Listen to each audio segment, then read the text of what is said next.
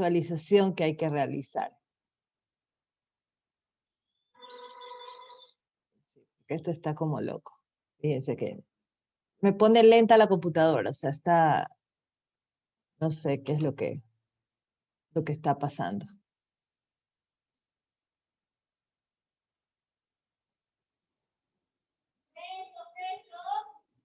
Bueno, decía, Catherine, ¿me puedes decir por dónde nos quedamos ayer? Usted que siempre está al día. Bueno, ayer terminamos de ver qué eran los, cuáles eran las diferencias entre las tasas, los tributos, lo que estábamos viendo de las diferentes entidades. Ah, ya, ok. Creo que me quedé hasta ahí. Y la obligación tributaria. Ajá, sí, sobre la obligación tributaria. Ajá, sobre esas partes. Muy bien. Bueno, déjenme que abra el archivo para poder un poco, para poder compartir pantalla con ustedes. Bueno, vamos a ir retomando entonces el tema, un poquito de repaso, ¿no? De qué eran los libros. Bueno, habíamos hablado de la obligación tributaria. Esperen un ratito, que creo que tengo al revés de esto. Y ahora sí. Ya hasta los audífonos me los pongo al revés. ¿Ves? Bien, habíamos hablado de la obligación tributaria, ¿no? Entonces, yo les decía y les comentaba que, bueno, ya ustedes conocían un poco sobre temas de obligaciones porque lo pudieron ver en obligaciones y contratos, cuarto libro del Código Civil, ¿verdad? Y entonces yo les decía, bueno, esta obligación tributaria es un poco parecida, digamos, a toda esa estructura de obligaciones que nosotros hemos visto, ¿no? Entonces, ¿en qué sentido? Pues bueno, eh, yo les decía, por ejemplo, en las formas de pago, ¿no? En las formas de pago, bueno, ahí hay una obligación de plazo, ¿no? De plazo vencido o de plazo que se deba de esperar, ¿no? Un plazo que lo establecerá la administración tributaria. También, digamos, esta obligación puede estar, puede tener otro tipo de obligaciones, ¿no? Que por eso yo les decía, hay los denominados deberes formales, ¿no? Estar inscrito en el RUP, en el RUC, perdón, ya estoy en contratación pública, miren. En el RUC o RUC o Registro Único de Contribuyentes, para que la administración tributaria, pues, definitivamente identifique quiénes son los contribuyentes, ¿no? ¿Quiénes son esos sujetos pasivos de la obligación tributaria? Bien, aquí sigo con problemas con el PowerPoint. Se me han abierto como 30 veces, ya no sé. Ayer también tuve una clase Zoom, la que me votaron, me votó a mí y tuve que ir para que mis alumnos me acepten como participante, imagínense. Así de loco está este Zoom. Bueno, ya vamos a compartir. Aquí están ya saliendo las diapositivas. Están lentejas, como dicen en mi época. Bien, voy a tratar de compartir la pantalla. Aquí estoy. Muy bien. Listo. Ya vamos a ver si ven ahí se inhibe. Bueno, vamos viendo qué es lo que nada, se ha detenido la función de compartir pantalla. No sé por qué yo no le dije nada. Bien, vamos a ver. Entonces, estábamos, ¿por dónde estábamos? Por aquí. Y por aquí, por aquí, por aquí. Bien. Entonces, como les decía, sobre esta obligación tributaria, sobre los derechos y obligaciones, ¿no? Que pueden tener las partes, habíamos establecido que era una relación de dos vías, ¿sí? En donde, digamos,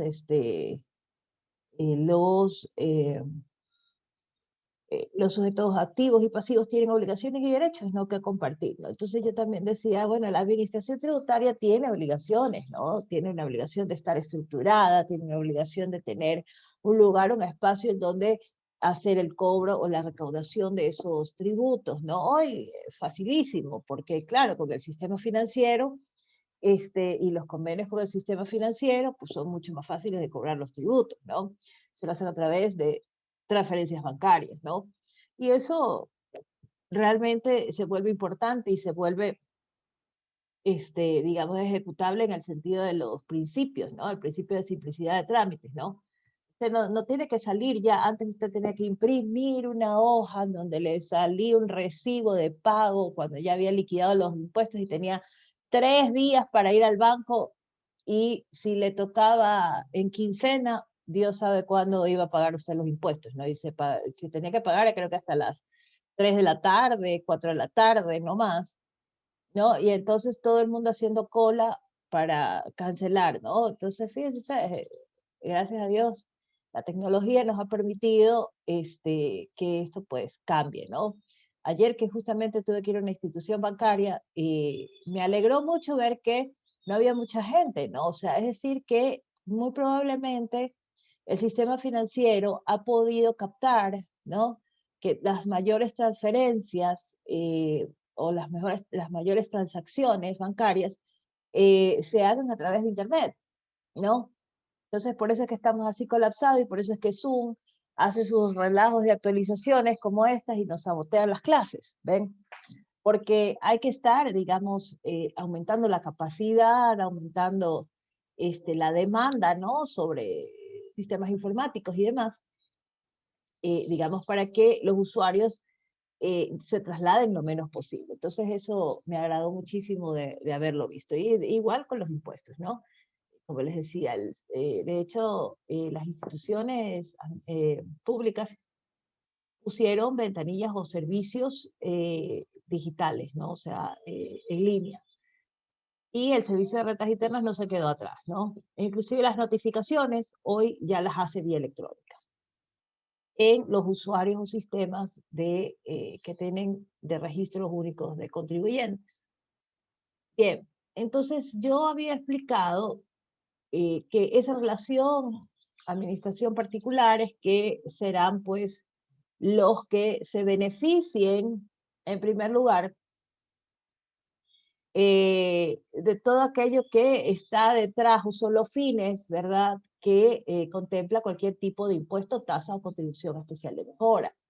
¿Sí? Y también ese particular será, digamos, la persona que cancelará gustosamente, ¿no? Debe ser así, ¿verdad? De manera, digamos, descomplicada y con mucha fe de que nuestros impuestos no serán despilfarrados, sino más bien invertidos en proyectos importantes, pero sobre todo de progreso y de justicia social, ¿no? Como ya lo habíamos visto, ¿no? También habíamos explicado que la obligación tributaria tenía 5 características que la doctrina las identificaba, ¿no? Y era que daba derecho a un crédito tributario por parte de la administración tributaria, es decir, le da el derecho a cobrar.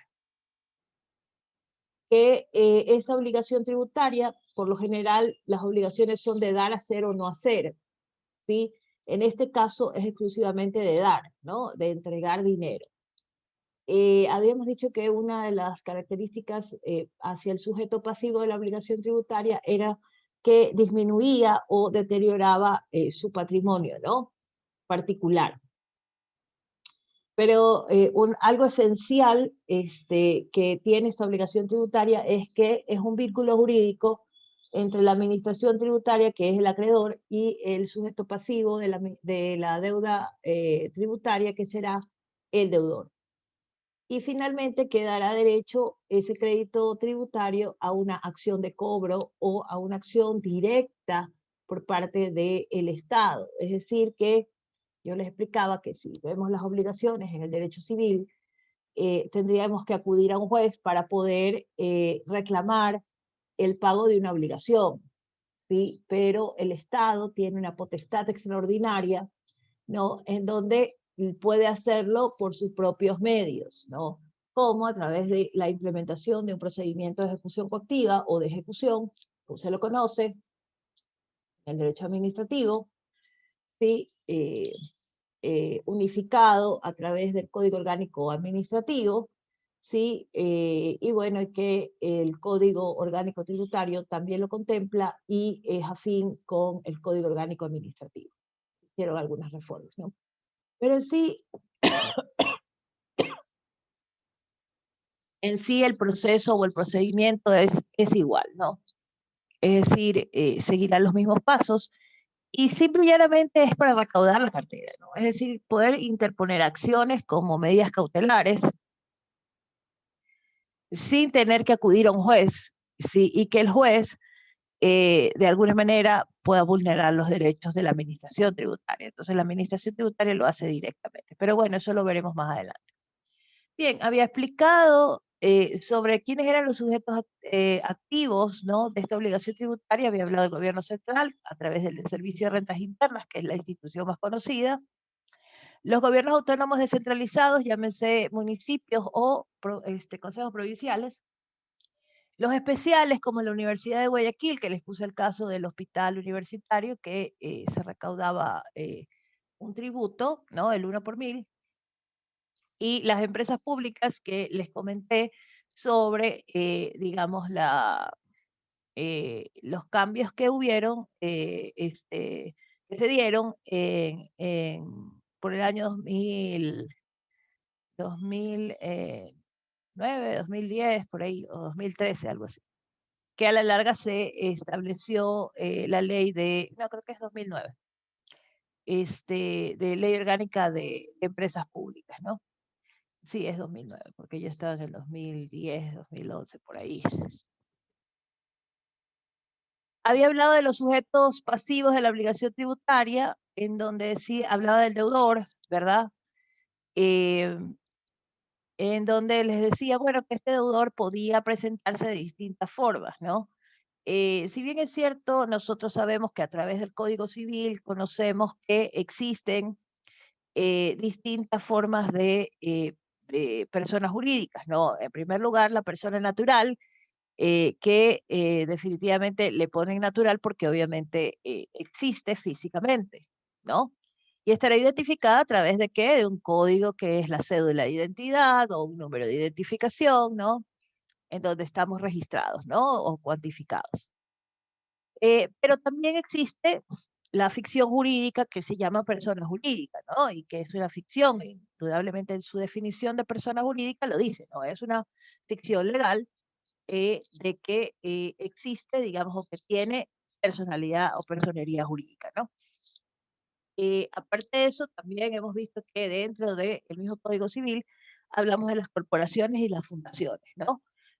Pues efectivamente acá en el Servicio de Rentas Internas, obviamente bajo esa lógica civilista, ¿sí? Conocemos que tributan las personas naturales, las personas jurídicas, las personas que pueden ser unas corporaciones o fundaciones, asociaciones, federaciones, ¿sí? Pero también en cuanto a responsabilidad, ¿sí? O participación, digamos, de la carga tributaria, nos pone a quienes son los responsables o los terceros, ¿no? Que pueden también, digamos, ser quienes sean los responsables del pago del tributo. Y son solidariamente responsables, ¿no? Es decir, existe esta solidaridad. La solidaridad misma que existe en las obligaciones, ¿verdad? Que están en el Código Civil, ¿sí? Es decir, cuando más de uno, de alguna forma, eh, digamos, principal o accesoria, dividen una deuda, ¿sí? O respaldan una deuda, entonces se aplicará ese principio de solidaridad. Entonces, muy bien. Y tenemos los agentes de retención, los agentes de percepción, que no son otra cosa que, digamos, terceras personas que a través de distintos mecanismos, por ejemplo, como el uso de la tarjeta de crédito, reciben esos tributos y deben entregarlos al fisco porque son determinados como entes recaudadores. Perdón, pero me molesta este oído. No sé, hoy día está un poco molesta con este lado de la nariz. Como soy alérgica, bueno. Eh, Bien, Y bueno, el hecho generador, ¿no? Que habíamos hablado que tiene un aspecto objetivo, pues es necesario que existan los bienes. Definitivamente necesitamos que exista, digamos, la forma en la que va a operar o se va a configurar, como dice el cuarto numeral, la tipicidad, ¿no? Yo les había explicado el tema de la tipicidad y les había dicho, bueno, en el derecho penal, uno de los elementos esenciales para que se cumpla el delito tipo es tener la tipicidad, o sea, es decir, los hechos, ¿no? O las circunstancias. En este caso, por ejemplo, si hablamos de IVA y yo me voy a comprar este aparatito, ¿verdad? Pues tiene que existir esto para que pueda grabarse, ¿verdad? Es decir, existe el aparato, está grabado 12% IVA y yo tengo que pagar el aparato más el 12%. Entonces debe existir, ¿no? Igual en los servicios, ¿no? Soy profesional, entrego servicios y debo de prestar el servicio para luego poder generar, digamos, o configurar la tipicidad que dice nuestras leyes tributarias, ¿no? Porque puede ser cualquiera de ellas. Bien. También había dicho que describe acontecimientos jurídicos, económicos, ¿no? Como por ejemplo los profesionales, ¿no? Yo les decía los profesionales, bueno, los economistas, los ingenieros agrónomos, los médicos, los abogados, los de marketing, los publicistas, ¿no? Y un montón de profesiones, ¿no? Y ahora que hay tanta profesión que es convención y ni sé qué y ni sé cuánto, ¿no? Y entonces, este, ahí se completan más aún las cosas, ¿no? Bueno, eso también lo tiene clasificado el Servicio de Rentas Internas o, digamos, en los tipos de impuestos se van a identificar estos acontecimientos jurídicos, ¿no? La obligación tributaria existe cuando el presupuesto de hecho pues puede atribuírsele a una persona. O sea, además de que sabemos que la ley dice estará grabado con tarifa cero los alimentos de la canasta básica, entonces sabemos que es la leche, el pan, ¿no? Muy bien. Entonces sabemos que eso está, ¿sí? Pero bueno, tiene que atribuírsele a una persona. Entonces, si la abogada Vela va al supermercado y compra alimentos de primera necesidad, leche y pan, entonces sabe que estará atribuido a mí el no pago de ese tributo porque es tarifa cero, ¿no? O si es tarifa 12, ¿no? Entonces estará atribuido a mí. Y claro, y usted recibe una factura y en esa factura está su identificación y están todos los datos en donde identificamos quiénes son, digamos, los sujetos pasivos de la obligación tributaria, o sea, del pago de esa obligación. Por eso, fíjense ustedes sobre las publicidades engañosas, ¿no? Las publicidades engañosas tales como, no se preocupe, ahora que estamos en Navidades, ¿no? En festividades, ya ustedes van a ver que les dice, no se preocupe, no pague el IVA, ¿sí? El IVA siempre hay que pagarlo, ¿sí? Sino que el dueño del local lo asume, ¿sí? Entonces usted no lo paga, usted paga y dice, bueno, esto vale $10, paga $10, ¿no? No paga $10 más IVA. Eh, y entonces, pero yo digo, son engañosas porque ya usted sabe que este aparato no vale los $10, sino que le resta el IVA y ese es el precio que estará, ¿no? Entonces, por eso digo que son publicidades o técnicas engañosas, ¿no? Entonces dice, no, no, esto de aquí. Y claro, ¿y usted cómo lo puede comparar? Bueno, pues vaya a la tienda, vea algo, nunca compre a la primera, siempre mire y busque, ¿no? Carlos se ríe, ¿ves? Pero Carlos, son estrategias, ¿ves? De compra, ¿ya? Lo que nos enseña la tributación, fíjense, que se vuelve interesante porque uno comienza a entender cómo se mueve el mercado, ¿ya? Y entonces usted ahorita va a decir, oye, pero esto de aquí yo lo vi hace tiempo que estaba en $9 y ahora vale 10, ¿no? Y sobre eso, el IVA o sin IVA. Entonces usted ya sabe que ahí no hay tal estrategia de mercado, ¿no? Pero bueno, o sea, el pueblo, o las masas, o los consumidores, ¿no? Dice, ah, bueno, igual lo voy a comprar, igual lo tengo que comprar, igual si me cuesta 10 o me cuesta 9 o me cuesta 8, ya toca comprar, ¿no? O sea, hay cosas que tocan comprar, ¿no? Si se le dañó la refrigeradora, pues toca comprar otra, no queda de otra, tendrá que hacerlo, cueste más, menos, con promoción, sin promoción, ¿no? Con regalos o sin regalos. ¿Ven? Pero bueno, ese es el mercado y así se mueve, ¿no? Y obviamente, digamos, ahí es donde estamos haciendo ese ejercicio, ¿no? Tributario, ¿no? De cuánto recibe realmente el Estado, ¿no? Fíjense ustedes con el tema del COVID, ¿no? Este, en un chat de profesionales, pues, ¿no? Y habían ahí un par de tributaristas también, ¿no? Yo le digo, el Estado no está perdiendo. Y no está perdiendo porque si una mascarilla que costaba 90 centavos, me invento, ¿sí? Y me lo venden en $5, ¿sí? Y tiene que pagar tarifa 12, ¿estará perdiendo el Estado? No, está ganando mucho más, ¿sí? Porque no es sobre 95 centavos, es sobre $5, ¿ya?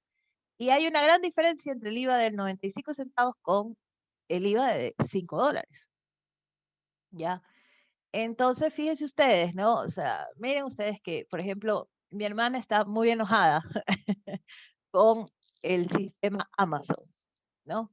De compras. Y entonces está enojada porque en su tarjeta le ha salido un valor que no sabe de dónde aparece. Y le han dicho, bueno, eso puede ser una carga tributaria. Ustedes saben que ahora estos aplicativos tienen que pagar tributos, ¿no? Y entonces está buscando la razón, ¿no? Y dice, no puede ser que me salgan tan altos los tributos, porque entonces para eso no compro en un mercado internacional, sino que compro en el mercado nacional, que me sale mucho más conveniente, ¿no? Fíjense ustedes, esa diferencia. Entonces estamos aquí experimentando con eso, ¿no? Estamos viendo si realmente es así o no es así. Y ustedes saben que yo experimento todo, ¿no? Yo me voy de viaje y pido recaudación de tributos allá afuera y para saber si aplica o no, si se aplica o no se aplica, ¿no? Y ya les conté, creo que fue a ustedes que les comenté cuando me fui de viaje a Colombia y pedí la devolución de impuestos y me lo dieron, ¿ah? 6 meses se demoró el trámite, que es más o menos el promedio en cualquier parte del mundo, ¿ah? Por si acaso. Ese es el procedimiento de validación, ¿no? Y de que devuelven, devuelven. Sí, quizás no todo en algún momento, pero te devuelven, ¿no? Y eso es importante, saber que el sistema funciona, ¿no? Entonces, muy bien. Entonces puede atribuírsele a las personas, pues, este tema del hecho generador, ¿no? Eh, entonces, eso pasa muchísimo, un poco, como para ser un poquito más ejemplificativa. A veces dicen, yo me configuro o no me configuro en ¿tengo que pagar o no tengo que pagar? Sí, porque a veces hay estas especialidades, ¿no? Que se llaman las exenciones, ¿no? Totales o parciales, ¿no? Entonces, yo, ¿me beneficio o no me beneficio? Sí, el tema de los discapacitados, ¿no? Saque su carnet y con su carnet usted va a tener beneficios tributarios. Ok, saca su carnet y tiene sus beneficios tributarios sobre estos hechos imponibles. Entonces, hay quienes dirán, bueno, realmente, ¿es para mí o no es para mí? ¿Sí? Bien, y finalmente, que se realiza pues en un determinado tiempo y espacio, ¿no? Definitivamente sí, en primer lugar porque esos hechos generadores son cambiantes. Hoy pueden estar, fíjense ustedes que ya los organismos internacionales, si no me equivoco, es el Fondo Monetario Internacional, salió en el periódico, ¿no? Como noticia, que dice que los ecuatorianos, no todos los ecuatorianos tributan, ¿sí?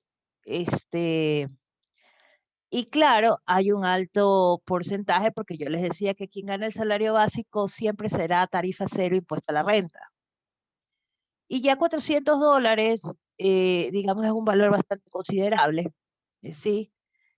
Pero como yo les decía, la canasta básica está sobre los $400, ¿no?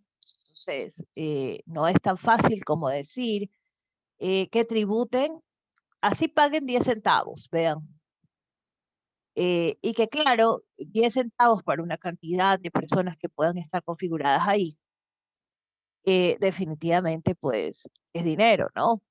Poco, mucho, pero con poco, mucho o nada, mejor dicho, con poco, mucho o no tener nada, ¿verdad? Hace una gran diferencia, ¿no?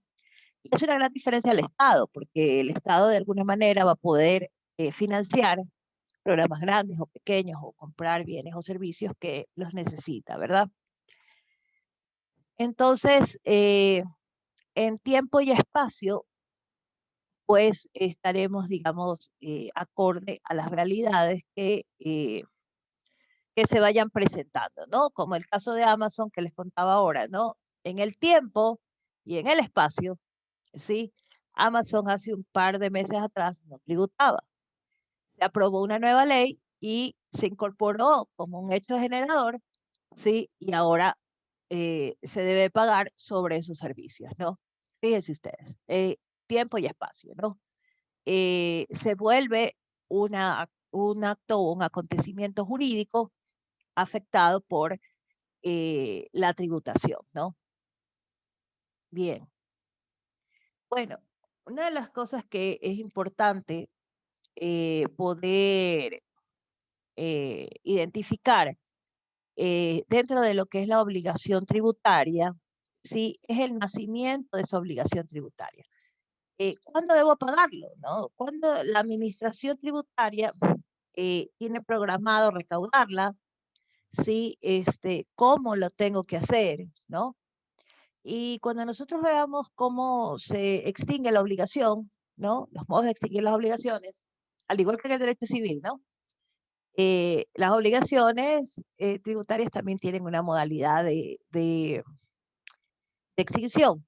Entonces, bueno, para que pueda, yo siempre digo, para que pueda morir algo, ¿no? O hay, hay que darle muerte, ¿no? Porque son muy pocas las cosas o las situaciones que pueden pasar a la eternidad, ¿no?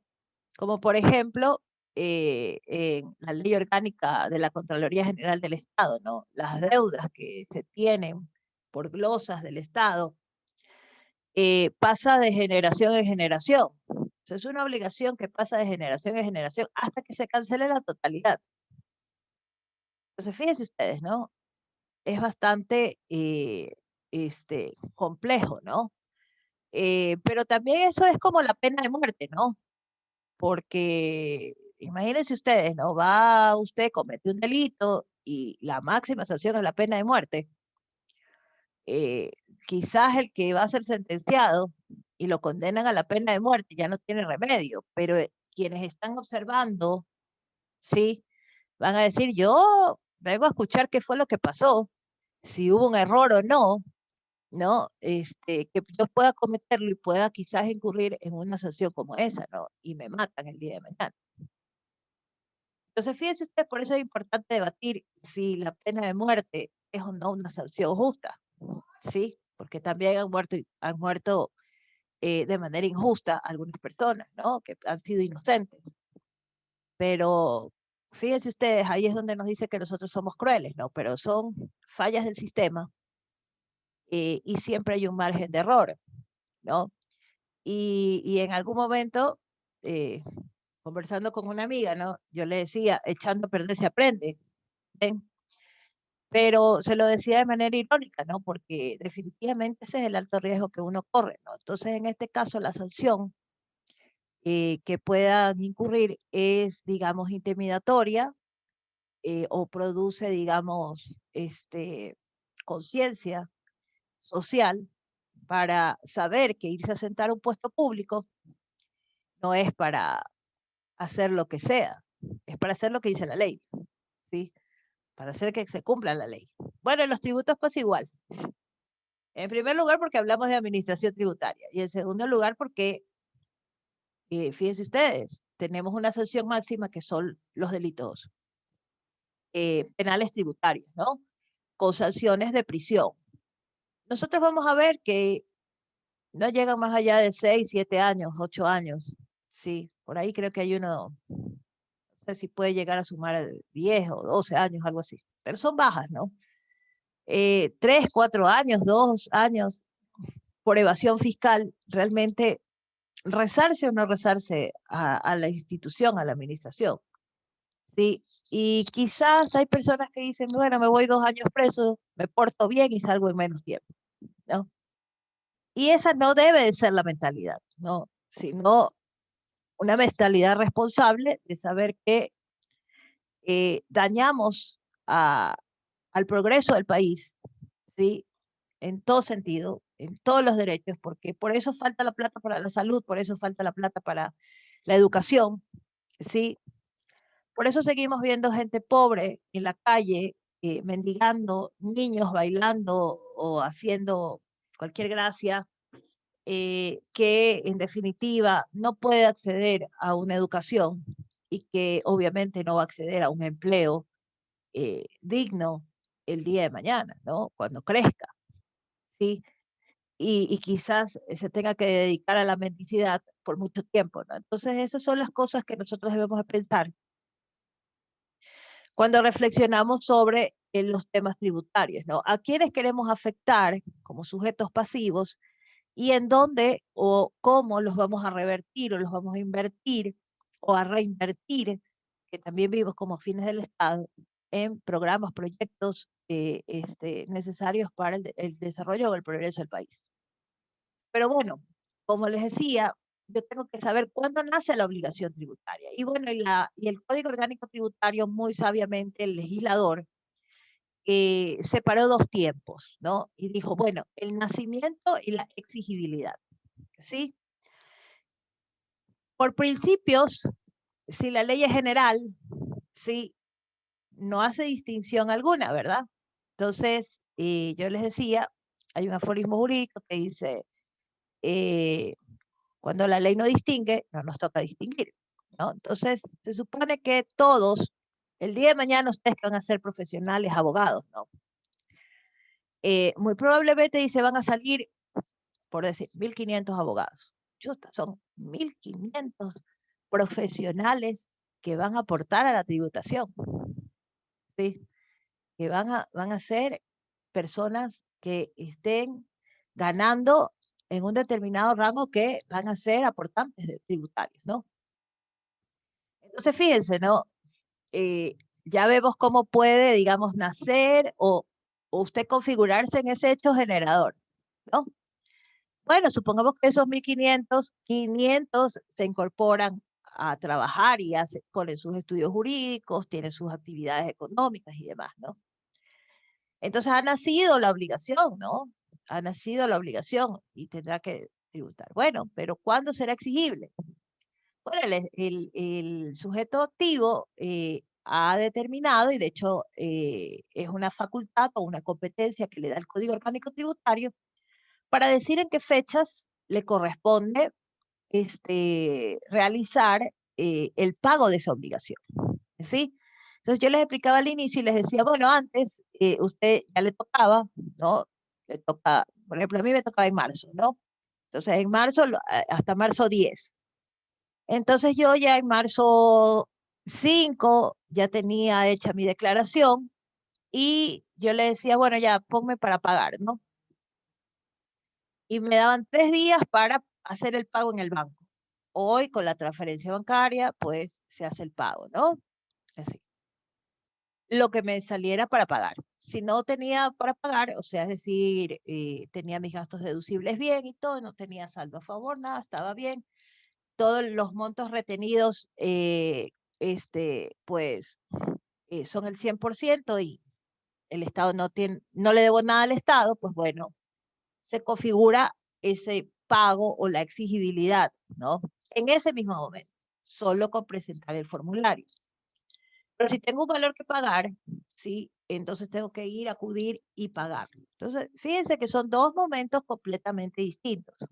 Hoy lleno el formulario, lo firmo, lo presento. Hoy lo envío electrónicamente, ¿sí? Y, y me dice si tengo que pagar o no. Si tengo que pagar, bueno, tengo opciones de transferencias bancarias o de débitos bancarios, ¿no? Entonces ya se presenta y ¡pum! De mi cuenta se debita. O voy al banco y lo pago. Entonces fíjense, ¿no? Y me da un plazo para pagar. Desde la presentación tendrá 3 o 5 días máximo para poder hacer ese pago, ¿no? Entonces, sí es necesario identificar cuándo nace la obligación tributaria y cuándo es exigible. Bueno, ¿por qué? ¿No? Porque estas obligaciones pueden generar eh, intereses, multas o recargos sobre los días de atraso o el tiempo de atraso de una presentación de una declaración, porque la obligación nació, ¿sí? Lo que estaba a la espera era del pago, ¿sí? O de la declaración. Usted hasta tal fecha tiene para declarar y hasta tal fecha para pagar.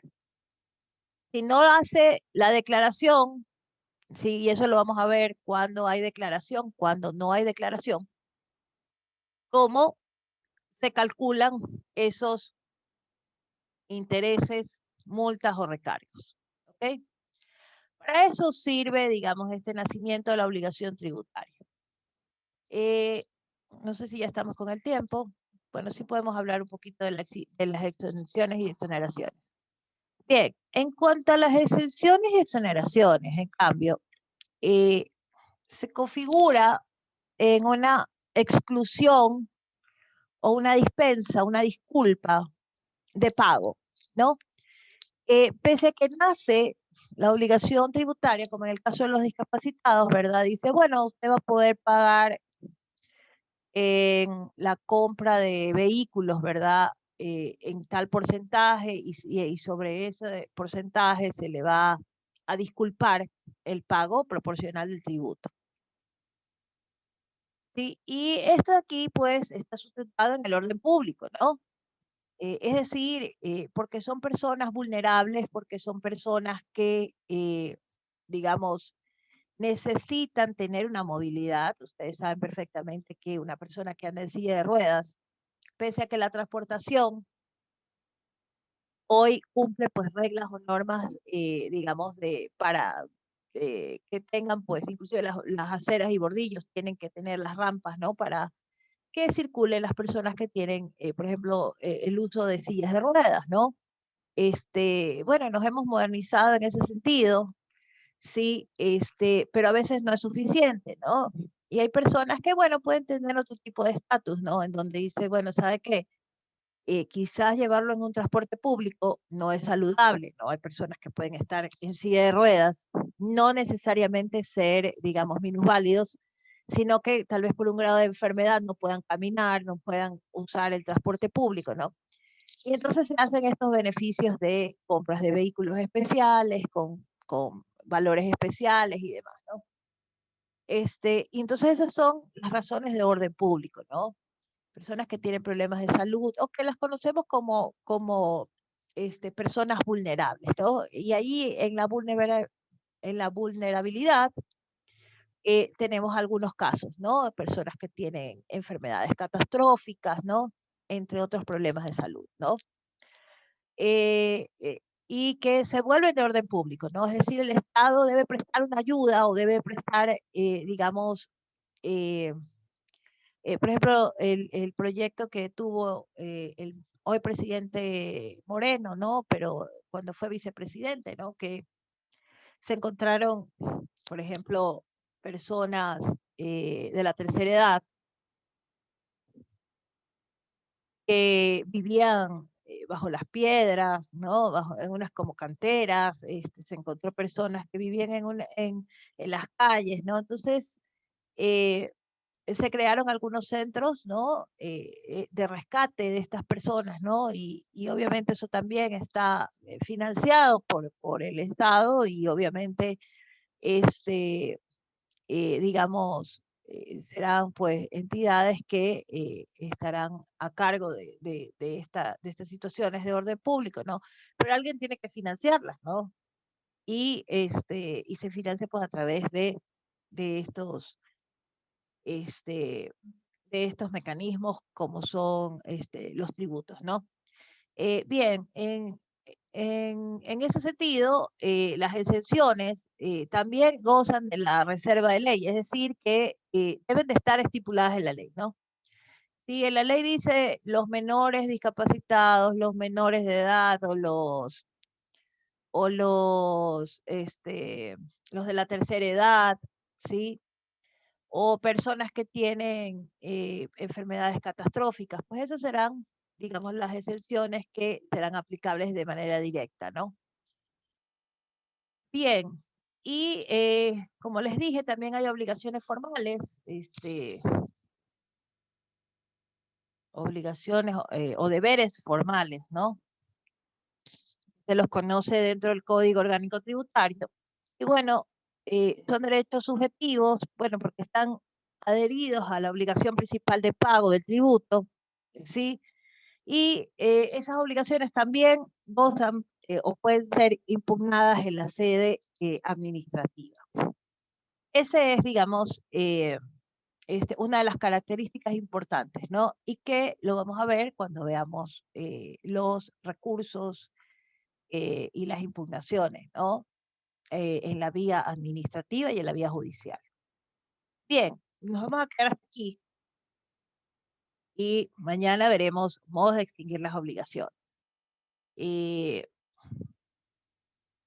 Espero que podamos conectarnos mejor. Hoy voy a actualizar, y aquí termino, descargo el video y voy a ver la forma de poder reparar este Zoom para ver si funciona mejor. Anoche, como les dije, no pude dar una clase y la otra tuve que darla con atraso, pero se la dictó, gracias a Dios. Bueno, y nos vemos entonces el día de mañana. No se olviden de hacer sus actividades en la plataforma. Igual también voy a ir monitoreando el día de hoy la plataforma, así que vayan revisándola de todas maneras, porque tendremos pues nuestras actividades de la semana como siempre, ¿no? Bien, muchas gracias por haber estado aquí. Pórtense bien, vayan a clases. Cuídense mucho. Chao, chicos. Gracias, doctora. Buenos días. Gracias a ustedes. Chao.